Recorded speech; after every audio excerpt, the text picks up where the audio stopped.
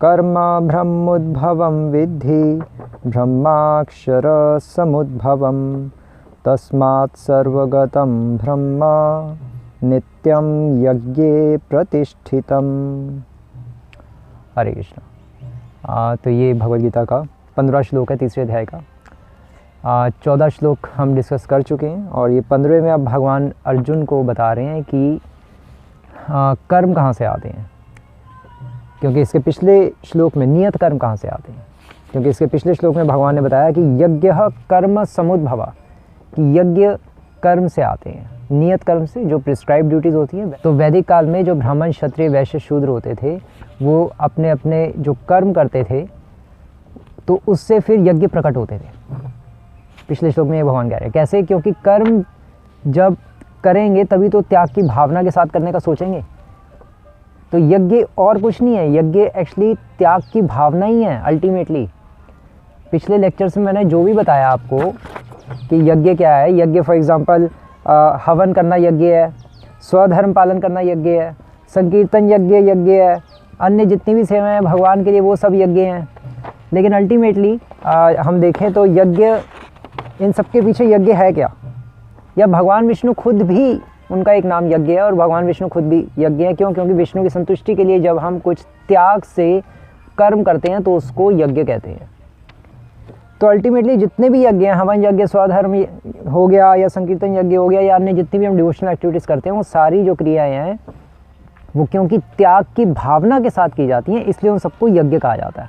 तो जब तक कर्म करेंगे नहीं, कोई क्रिया करेंगे नहीं, तो त्याग की भावना भी कहाँ से आएगी। तो इसलिए पिछले श्लोक में भगवान कह रहे हैं अर्जुन को कि यज्ञ कर्म समुद्भवम, कि यज्ञ कर्म से पैदा होते हैं। और अब इस श्लोक में, आज के श्लोक में भगवान अर्जुन को बता रहे हैं कि कर्म कहाँ से पैदा होते हैं, प्रिस्क्राइब ड्यूटीज़, नियत कर्म कहाँ से पैदा होते हैं। तो भगवान कह रहे हैं कर्म ब्रह्म उद्भवम विद्धि, कि अर्जुन विधि अर्थात ये जानो, ये अर्जुन ये जानो कि जो कर्म जो हैं वो ब्रह्म उद्भवम, वो ब्रह्म अर्थात वेदों से प्रकट होते हैं कर्म। क्योंकि वेदों में वर्णित है कि ब्राह्मण क्षत्रिय वैश्य शूद्र के लिए वैदिक काल में क्या क्या क्रियाएं की जानी चाहिए थी। भगवान के द्वारा बताए गए कर्मों को यदि हम करेंगे तो उससे फिर कर्म बंधन कटेंगे, क्योंकि उन कर्मों के द्वारा ही पूर्व काल में, वैदिक काल में भगवान की पूजा की जाती थी, जो कर्मी पूजा जो सिद्धांत जो है। तो उस तरह से ऐसे समझा जाएगा इस पॉइंट को। तो कर्म कहाँ से पैदा होते हैं, हमारे नियत कर्म शास्त्रों से, वेदों से, वेद शास्त्रों से। हमारे वेदों में, शास्त्रों में जो वर्णित है, हमें उन कर्मों को करने से फिर यज्ञ अर्थात त्याग की भावना आएगी। और श्रील प्रभुपाद भी इसके श्लोक में यही लिख रहे हैं कि इस श्लोक में यज्ञ अर्थात कर्मणो अन्यत्र, जो पिछला श्लोक था, अर्थात कृष्ण को प्रसन्न करने के लिए कर्म की आवश्यकता को भली भांति विवेचना की गई है। मतलब इस श्लोक में अब अल्टीमेटली बताया गया है कि 24 आवर्स किस तरह से यज्ञ करना है। केवल हवन वाला यज्ञ तो कुछ देर के लिए चलेगा, घी खत्म तो यज्ञ खत्म, लेकिन 24 घंटे यज्ञ किस तरह से करना है, भगवान उसकी टेक्निक बता रहे हैं। भगवान केवल हवन वाले यज्ञ की नहीं कर रहे, या भगवान केवल भोग लगाने वाले यज्ञ की बात नहीं कर रहे, वो तो एक डिवोशनल एक्टिविटी होगी, वो तो एक एग्जांपल लेके, एनालॉजी लेके भगवान ने समझाया था। लेकिन भगवान चाहते हैं कि हम 24 आवर्स यज्ञ करें, और वो इस श्लोक में बताया है कि कर्म ब्रह्म उद्भवम विद्धि, कि अर्जुन ये जानो कि कर्म जो हैं वो शास्त्रों से पैदा होते हैं। और ब्रह्म अक्षर समुद्भवम, और ब्रह्म अर्थात वेद शास्त्र कहाँ से पैदा होते हैं, अक्षर अर्थात भगवान कृष्ण से पैदा होते हैं। श्रील प्रभुपाद इसके तात्पर्य में लिख भी रहे हैं, अस्य महतो भूतस्य, श्लोक कोट कर रहे हैं कि उसका अर्थ है कि चारों वेद ऋग साम यजुर अथर्व भगवान के श्वास से उद्भूत हुए हैं। श्रील प्रभुपाद लिख रहे हैं बृहदारण्यक उपनिषद के 4.5.11 वर्ष से कोट करते हुए। तो वेद भगवान के श्वास से प्रकट होते हैं और उन्हीं वेदों से फिर कर्म प्रकट होते हैं, और फिर उन कर्म से क्या प्रकट होता है, जैसे कि हमने कल देखा, उन कर्म से फिर यज्ञ प्रकट होते हैं। यज्ञ से वर्षा आती है, वर्षा आती है, या यूँ समझ लीजिए वर्षा खुशहाली का प्रतीक है। वर्षा आती है, यूँ समझिए भगवान की कृपा आती है, और फिर उस कृपा से फिर क्या होती है, अन्न आता है ना। उस वर्षा से अन्न आता है, तो अन्न क्या है, अन्न है हमें जो अपने पापों को ख़त्म करने की जो शक्ति आएगी वो उससे आएगी। और फिर अन्नाद भवन्ति भूतानि, और फिर भूतानि अर्थात हम जो भूत हैं, जो जीवात्मा को भूत कहा जाता है, हम जो सब भूत हैं, फिर हमें शक्ति आएगी भगवान की कृपा से, उससे फिर हम अपने कर्म बंधनों को काट सकेंगे। इस तरह से भी इस श्लोक को समझा जा सकता है, क्योंकि अल्टीमेटली इन श्लोकों में प्रिंसिपल बताया जा रहा है कि ये नहीं बताया जा रहा है कि अन्न कैसे पैदा करना है। वर्णाश्रम केवल खाना उगाना नहीं है, वो तो पेट पालने के लिए एक ज़रूरी कार्य है जो करना पड़ेगा। अल्टीमेटली श्रील प्रभुपाद ने भी कहा था कि वर्णाश्रम से हमारा टाइम सेव होगा भक्ति करने के लिए। वर्णाश्रम अपने आप में भक्ति थोड़ी ना है, वर्णाश्रम तो अनुकूल है क्योंकि भक्ति करने के लिए, इसलिए श्रील प्रभुपाद वर्णाश्रम लाना चाहते थे। वो ये भी एक पॉइंट है।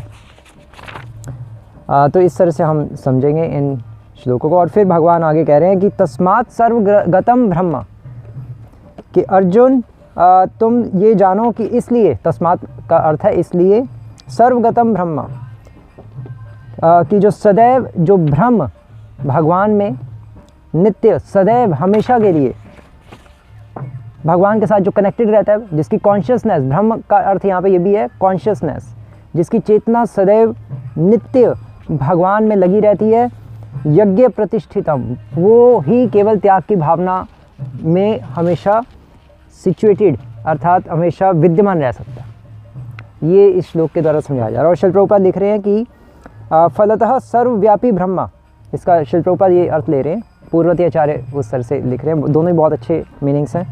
प्रभुपाद जी लिख रहे हैं कि फलतः सर्वव्यापी ब्रह्मा, सर्वगतम का अर्थ है कि जो सर्वव्यापी है, हर जगह विद्यमान है, ब्रह्म अर्थात भगवान। तो भगवान जब कोई त्याग की भावना से कोई कर्म करता है तो भगवान क्या करते हैं, भगवान यज्ञ कर्मों में सदा स्थित रहते हैं। तो भगवान उसमें एक भावना के रूप में स्थित रहते हैं, उसके अंदर यज्ञ भावना ही तो है। और यज्ञ क्या है, यज्ञ ही एक्चुअली कृष्ण भावना भावित, कृष्ण भावना ही तो यज्ञ है। भगवान के लिए कुछ भी करना इस संसार में, कुछ भी मतलब शास्त्र अनुमोदित कार्य जब हम वो भगवान के लिए करते हैं तो उससे फिर भगवान प्रसन्न होते हैं। और यज्ञ अर्थात कर्मणो अन्यत्र, यज्ञ भगवान विष्णु की संतुष्टि के लिए तो किए जाते हैं, या त्याग भगवान की संतुष्टि के लिए ही किया जाता है। उससे फिर क्या होता है, यज्ञ अर्थात कर्मणो अन्यत्र लोकोयम कर्म बंधन, उससे फिर कर्म बंधन खत्म होते हैं, संसार के कर्म बंधनों से हमारा छुटकारा होता है, रिएक्शंस नहीं आती कर्मों की। और फिर इसलिए तदर्थम कर्म कौन्तेय, इसलिए भगवान उस श्लोक में अर्जुन को कह रहे थे कि इसलिए अर्जुन भगवान की प्रसन्नता के लिए यज्ञ करो, अपनी आत्म संतुष्टि के लिए यज्ञ मत करो। तो बस यही इस श्लोक का तात्पर्य है। हरे कृष्ण। अब आप इसके तात्पर्य को एक बार पूरा पढ़िएगा और फिर आपको ये चीज़ें क्लियर होंगी। हरे कृष्ण। श्री प्रभुपाद की जय।